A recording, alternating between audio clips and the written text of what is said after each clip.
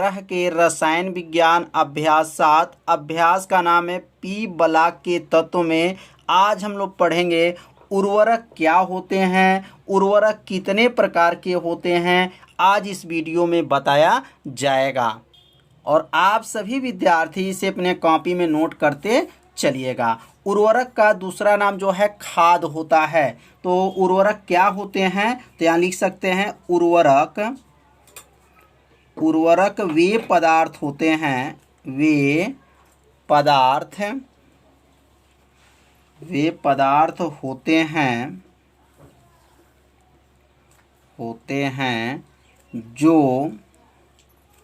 जो भूमि में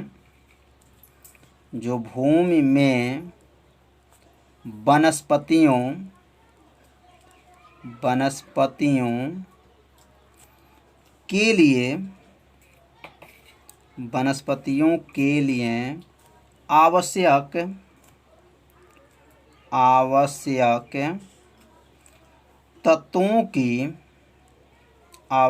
तत्वों की आपूर्ति करते हैं। तो बहुत आसान परिभाषा है, बस थोड़ा सा आपको ध्यान देना है। तो क्या लिखेंगे, उर्वरक वे पदार्थ होते हैं जो भूमि में वनस्पतियों के लिए आवश्यक तत्वों को क्या करते हैं, आपूर्ति करते हैं, उर्वरक कहलाते हैं। अब हम लोग पढ़ेंगे उर्वरक कितने प्रकार के होते हैं। तो अब यहाँ लिख लेंगे यहाँ पर उर्वरक के प्रकार। अब उर्वरक कितने प्रकार के होते हैं, तो अब यहाँ लिख लेंगे उर्वरक जो हैं 2 प्रकार के लिए होते हैं, या लिख सकते हैं उर्वरक जो है निम्न प्रकार के होंगे, नीचे क्रमशः बताया जाएगा। तो यहाँ लिखेंगे उर्वरक निम्न प्रकार के होते हैं। अब पहला का नाम क्या है और दूसरा का नाम क्या है। तो पहला का नाम जो है यहाँ नोट कर लेंगे पहला, और यहाँ लिखेंगे दूसरा। पहला जो है नाइट्रोजनी उर्वरक, क्या है, नाइट्रोजनी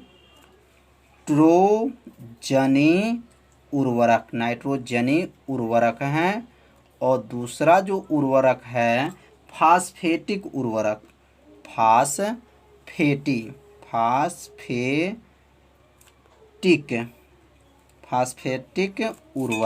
तो उर्वरक जो है 2 प्रकार के यहाँ बताया गया। पहला जो है नाइट्रोजनी उर्वरक और दूसरा जो है फास्फेटिक उर्वरक।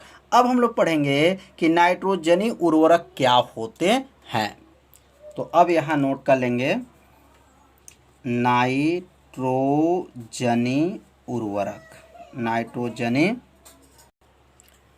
उर्वरक।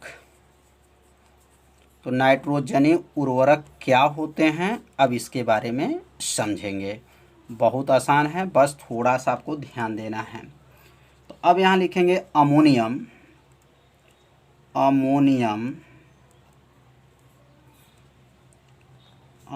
सल्फेट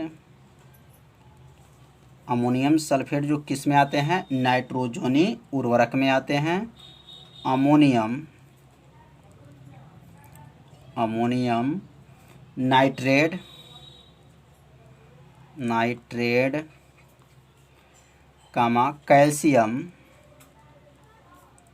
कैल्शियम साइनाइड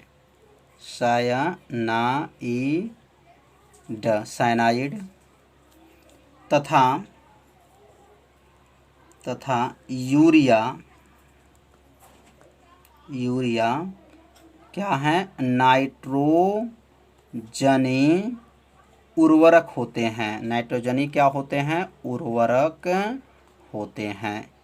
तो नाइट्रोजनी उर्वरक कौन कौन होते हैं, तो यहाँ लिख लेंगे ammonium sulphate, ammonium nitrate, calcium cyanide तथा यूरिया जो है क्या है, नाइट्रोजनी उर्वरक होते हैं। अब यहाँ लिखेंगे फास्फेटिक उर्वरक क्या होते हैं। तो फास्फेटिक उर्वरक अब समझेंगे। फास्फेटिक उर्वरक बहुत आसान है भी है। कैल्शियम सुपर फास्फेट, यहाँ लिखेंगे calcium, calcium, calcium, calcium super super calcium super phosphate, phosphate, comma triple, triple super phosphate, super phosphate, और लाइम, और क्या है लाइम, लाइम क्या होते हैं फास्फेटिक, फास्फेटिक उर्वरक होते हैं, उर्वरक होते हैं। तो फास्फेटिक उर्वरक कौन कौन होते हैं? Calcium super phosphate, triple super phosphate और लाइम जो होते हैं फास्फेटिक उर्वरक होते हैं। तो आप सभी विद्यार्थी इसे अपने कॉपी में क्या कीजिए, नोट करते चलिए। अब हम लोग पढ़ेंगे अच्छे उर्वरक के लक्षण क्या है। यहाँ लिखेंगे अच्छे उर्वरक, अच्छे उर्वरक के लक्षण, अच्छे उर्वरक के जो हैं लक्षण क्या हैं। तो यहाँ लिख सकते हैं अच्छे उर्वरक के जो लक्षण है वह निम्न है। पहला जो होगा, पहला, यह पानी में अधिक विलय होना चाहिए। क्या होता है? यह पानी में अधिक विलय होना चाहिए। विलय मतलब घुल जाना चाहिए, पानी में अधिक विलय होना चाहिए। पहला जो है अच्छे उर्वरक के पहचान क्या है, ये पानी में अधिक विलय होना चाहिए, मतलब पानी के अंदर जो है अच्छे से घुल जाना चाहिए। अब यहाँ दूसरा जो है, यहाँ दूसरा लिख लेंगे, यह अस्थाई होना चाहिए। यह अस्थाई होना चाहिए, होना चाहिए, जिससे इसमें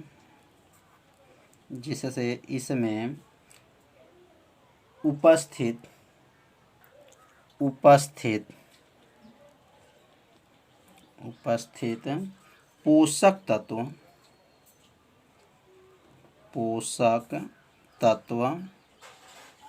तत्व अधिक समय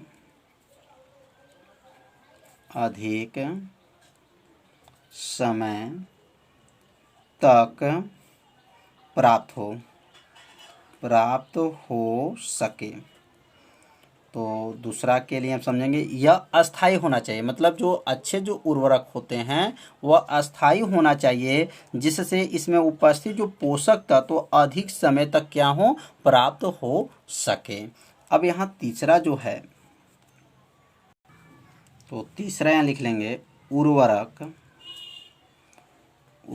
में उपस्थित पोषक तत्व पौधों को सरलतापूर्वक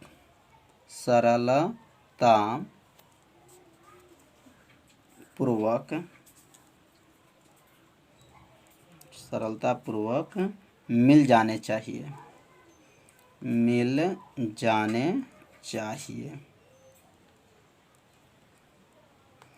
तो यह है उर्वरक में जो उपस्थित जो पोषक तत्व होते हैं वह पौधों में क्या हो, सरलता पूर्वक जो है मिल जाने चाहिए। तो यहाँ पे जो है अच्छे उर्वरक के 3 जो है आपका लक्षण बताया गया। तो 3 लक्षण आप सभी विद्यार्थी अपने कॉपी में क्या कीजिए, इसे नोट कर लीजिए, 2 बार पढ़िए, निश्चित यह लक्षण आपको याद हो जाएगा। नोट करते चलिएगा जिससे अच्छे से आपको समझ में आ जाएगा। तो यहाँ लिखेंगे ऑक्सीजन परिवार के तत्व में आवर्त सारणी के पी ब्लॉक के वर्ग, मतलब आवर्त सारणी के जो पी ब्लॉक का जो वर्ग है वह किस में रखा गया 16। याद रखेंगे 16। 6A में 5 तत्व हैं। पहला तत्व का नाम है ऑक्सीजन का प्रतीक O होता है, सल्फर का यस होता है और सिलीनियम का यस ई होता है, टेलुरियम का जो है Te होता है, पोलोनियम का PO होता है। तो यह ऑक्सीजन परिवार के 5 तत्व हैं और यह तत्व जो है ऑक्सीजन परिवार के तत्व कहलाते हैं। इसको कैसे याद करना था, तो ओस से टीपो, किसे टीपो, ओस से टीपो, एक ट्रिक है, आप लोग याद कर लीजिएगा, ओस से टीपो, ऐसे आप लोग याद रखेंगे। पी ब्लॉक के जो है तत्व में ऑक्सीजन परिवार का तत्व जो है आपको याद हो जाएगा। अब यहाँ पढ़ेंगे ऑक्सीजन परिवार के तत्वों का इलेक्ट्रॉनिक विन्यास क्या होता है। तो इलेक्ट्रॉनिक विन्यास यदि आप निकालना नहीं जानते हैं तो क्लास 11 में जो है इलेक्ट्रॉनिक विन्यास बताए हैं, प्लेलिस्ट में वीडियो है, वहां से जाकर के इस वीडियो को देख सकते हैं कि इलेक्ट्रॉनिक विन्यास कैसे ज्ञात किया जाता है। तो ऑक्सीजन का जो परमाणु क्रमांक होता है 8 होता है, तो इसका इलेक्ट्रॉनिक विन्यास जो होता है 1s2 2s2 2p4। अब यहाँ 4 2 6 2 8 हो जाएगा, तो यहाँ पे लास्ट में देखेंगे 4 है। अब यहाँ पे सल्फर, सल्फर का क्या होता है 16 होता है, कैसे निकालेंगे 1s2 2s2 2p6 3s2 3 4। यहाँ पर भी 4 आ गया, यहाँ पर भी 4 आ गया, ध्यान दीजिएगा बस थोड़ा सा। अब ये जोड़ेंगे कितना हो जाएगा 2 2 4 10 हो जाएगा, 10 2 12 12 और 4 16 हो जाएगा। अब इसी तरह जो है यस ई का परमाणु क्रमांक क्या होगा 34 होता है। तो 34 का इलेक्ट्रॉनिक विन्यास कैसे निकालेंगे 1s2 2s2 2p6 3s2 3p6 3d10 4s2 4p6 4p6 होता है, लेकिन यहाँ 4 जोड़ेंगे तो क्या होगा 34 हो जाएगा। यहाँ पर भी 4 आ गया, यहाँ पर भी 4 है और यहाँ पर भी 4 घात है। तो अगला जो है Te, इसका जो परमाणु क्रमांक जो है इसका क्या नाम है टेलुरियम और उसका प्रतीक जो है Te और परमाणु क्रमांक 52 होता है। तो इसका इलेक्ट्रॉनिक विन्यास क्या होता है 1s2 2s2 2p6 3s2 3p6 3d10 कामा देंगे 4s2 4p6 4d10 5s2 5p4। यहाँ पर भी 4 आ गया।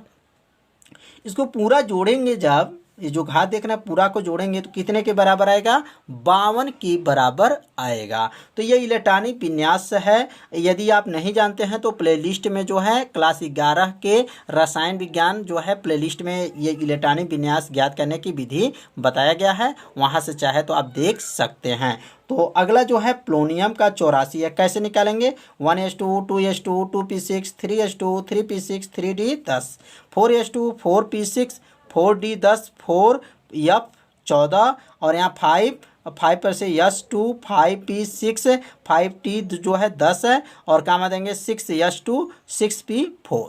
यह जो पूरा जोड़ेंगे जो घात को तो ये कितने के बराबर होगा तो 84 के बराबर होगा। तो यहाँ पर 5 तत्व जो हैं ऑक्सीजन परिवार के हैं, तो कैसे इसको याद करेंगे ओस से टीपो, ऐसे आप लोग ट्रिक बना लीजिए और इसको याद कर लीजिए ओस से टीपो और उसका जो परमाणु क्रमांक याद कर लीजिए और इसका इलेक्ट्रॉनिक विन्यास ज्ञात करना सीख लीजिए। अब हम लोग पढ़ेंगे संयोजकता। ऑक्सीजन परिवार के तत्व में संयोजकता क्या है, तो यहाँ लिखेंगे ऑक्सीजन तत्व की जो संयोजकता होती हैं वह 2 होती हैं। याद रखेंगे ऑक्सीजन जो तत्व का जो संयोजकता होता है वह कितना होता है तो 2 होता है। अब हम लोग समझेंगे ऑक्सीकरण संख्या। ऑक्सीकरण संख्या क्या है, तो लिखेंगे ऑक्सीजन का ऑक्सीकरण संख्या जो होता है -2 होती है। मतलब ऑक्सीजन का जो ऑक्सीकरण संख्या जो होगा वो -2 होती है, परंतु जो है ऑक्साइडो, अब ऑक्साइडो मतलब H2O2 Na2O2 BaO2 का ऑक्सीकरण संख्या क्या होता है तो -1 होता है। याद रखिएगा किसका किसका H2O2 का Na2O2 का BaO2 का जो ऑक्सीकरण संख्या क्या होगा -1 होता है। तो अब जो हम लोग सीखेंगे अगला जो है इसे अपने कॉपी में क्या कीजिए नोट करते चलिए। तो अब अगला जो है वैद्युत ऋणात्मकता। अब वैद्युत ऋणात्मकता किसे कहते हैं, इलेक्ट्रॉन बंधुता किसे कहते हैं, आयनन ऊर्जा किसे कहते हैं, ये क्लास 11 में बताया गया है। प्लेलिस्ट में वीडियो है, क्लास 11 रसायन विज्ञान का प्लेलिस्ट में जब देखेंगे तो इसके परिभाषा को बारे में बताया गया है। तो यहाँ वैद्युत ऋणात्मकता क्या होता है ऑक्सीजन परिवार में, तो लिखेंगे ऑक्सीजन परिवार के तत्वों को जो वैद्युत ऋणात्मकता होता है वह संख्या जो होता है घटते क्रम में होता है। किस क्रम में, घटते क्रम में होता है। तो यहाँ लिख लेंगे ऑक्सीजन परिवार के तत्वों के वैद्युत ऋणात्मकता संख्या जो है घटते क्रम में होता है। अब इलेक्ट्रॉन बंधुता क्या होता है इसमें, तो लिखेंगे ऑक्सीजन परिवार के तत्वों को इलेक्ट्रॉन बंधुता जो होता है वह घटते क्रम में होता है। मतलब वैद्युत जो ऋणात्मकता है वो भी घटते क्रम में, इलेक्ट्रॉन बंधुता जो है वो भी घटते क्रम में। आयनन अब ऊर्जा क्या होता है, तो ऑक्सीजन परिवार के जो तत्वों के आयनन ऊर्जा होता है वह भी घटते क्रम में होता है। याद रखिएगा ऑक्सीजन परिवार के जो तत्वों का जो आयनन ऊर्जा होगा या आयनन विभव भी से कहा जाता है वह किस क्रम में होता है, तो घटते क्रम में होता है। तो समझ में आ गया होगा कि जो ऑक्सीजन परिवार के जो है इलेक्ट्रॉनिक विन्यास क्या होता है, वैद्युत ऋणात्मकता क्या होता है, इलेक्ट्रॉन बंधुता क्या होता है, आयनन ऊर्जा क्या होता है, इसके बारे में बताया गया। इसे अपने कॉपी में नोट कीजिए, 2 बार पढ़िए, निश्चित है आपको यह याद हो